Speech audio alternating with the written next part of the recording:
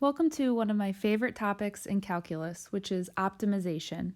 In part one, we are just going to have a quick video on what optimization is. We're going to define it both in an English sense and a mathematical sense, do an example, and talk about why we care about it.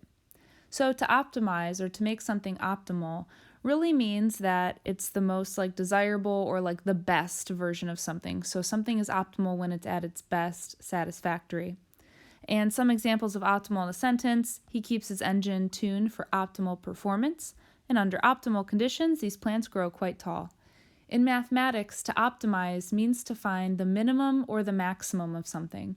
Now, it makes sense for optimal to be a maximum, like the best, the tallest, the biggest. But sometimes finding a minimum is also when something's optimal. If we're trying to reduce waste, let's say, a minimal amount of something is the best. So in mathematics, when we are talking about optimizing and modeling a situation to optimize, we need calculus to find minima and maxima, depending on the problem. Here's a classic optimization problem. We want to find two positive integers whose sum is 300 and whose product is a maximum. Now, if we didn't know calculus, we could very well just guess and check. So we could have our first number, our second number, and then their product, and see which one gives us a maximum. There are a finite number of pairs of numbers that add up to 300. And they have to be positive. So we'd have to start at 1 and 299. All right. Then 2 and 298. Now I want to find the product of each one of these. The product here is 299. The product here would be 596. Then we'll do 3 and 297, and that product is even bigger. This might take a while. But what we do know, we can kind of see a pattern, is that product definitely is increasing as we go down, but then it would also start to decrease. And then somewhere in the middle, we'd have this maximum product. And our two answers would be right here. Now, in order to find this out in a much more efficient way, we use calculus. So let's first write out what we know.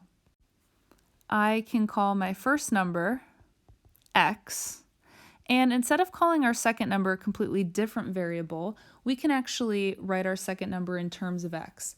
Because we know what they have to add up to, if our first number is x, our second number would be what remains out of 300, or 300 minus x. Now, that is a much smarter way to define them rather than x and y because we're using the same variable. We want their product to be a maximum. That's going to be our maximizing equation, the one that we're going to do the calculus on. So writing out a product formula will look like, I'll call it p of x, since that's our variable. Product means we're going to multiply those two numbers together. Now I want to maximize this equation. That means I want to find where the maximum is on it, the relative maximum on our equation. Well, in order to find that, I have to take the derivative, set it to 0 to find the critical points, and then test them to see where we have a maximum. Now, what I could do to find the first derivative, this is a product, I could use the product rule, but what I'd rather do before finding the derivative is just multiply it out so I don't have to use the product rule. So I'll distribute the x through. Now I'll do some calculus, which I'll do in orange. So p prime is 300 minus 2x. I set it to 0 to find the critical points, or point in this case, and we'll have 2x equals 300, and our critical point is 150. That makes intuitive sense. It's the halfway point between 0 and 300. So our critical point is 350. Now I want to test it out using a sign chart. If 150 really does give us a maximum product, that means our first derivative would be positive and then negative. So I'll put my critical point here of 150. Now, instead of having this arrow here to the left, I need to realize that we have a restricted domain, meaning our x values can only be positive. So they can only go down to 0, but not even hit 0. So I'm going to put 0 here and an open parenthesis to show that we are restricted on our domain. I can't choose values less than 0 or even 0 itself. When we do plug in 150, we know that p prime is 0. because it's a critical point. I want to plug in numbers to the left and to the right of 150. And actually, are we restricted on the other side? We actually are. We can only go up to 300 on this side, since they have to be positive numbers adding up to 300 total. So it's open there at 300. Let's plug in a number to the left of 150, but not less than 0. I'll plug in the number 10. So I'm going to plug in 10 into our p prime equation here. If I plug in 10, I get a positive output. Then if we plug in a number greater than 150 but less than 300, let's say 200, we'll have 300 minus 400, that's a negative. So using the first derivative test, I see that my function increases, then decreases. Therefore, x equals 150 is a relative max.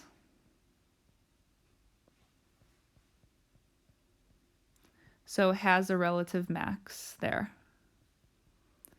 That means that when x is 150, our other number would also have to be 150. So the two numbers are 150 and 150. Those are the two positive integers whose sum is 300 and whose product is a maximum. We could have also used the second derivative test rather than the first derivative test to conclude that we have a relative maximum here. Our second derivative is -2, if we were to find it. That is negative everywhere. And so since our second derivative would be negative if we plugged in our critical point, it's negative everywhere, that means that 150 is in fact a relative maximum. So either way, we can determine using the first derivative test or the second derivative test that x equals 150 is not only a critical point, but one that provides us with a maximum. So that's optimization in a nutshell. We basically are doing everything we've already done, but now applying it to a scenario to maximize or minimize something. Now, I don't know how many of you cared about finding that number, or two numbers rather, whose sum was 300 that had the biggest product it could possibly have. That is not a super applicable type of problem, but optimization does have a lot of really cool applications. Let's think about some where we care about maximizing.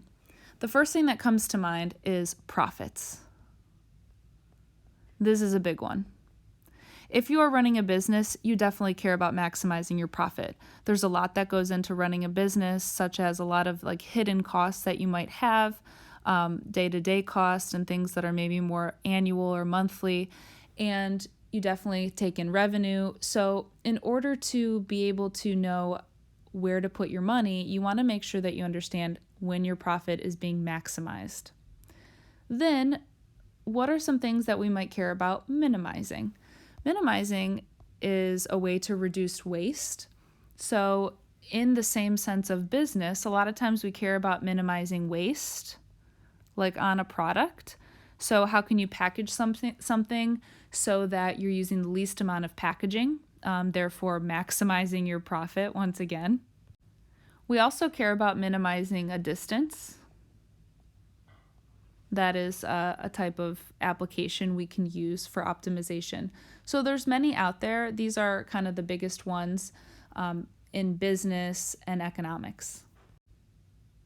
So what is optimization? It is simply a way to maximize or minimize using calculus. The next video will show a lot more examples so you can get more comfortable with how exactly to optimize in any given situation.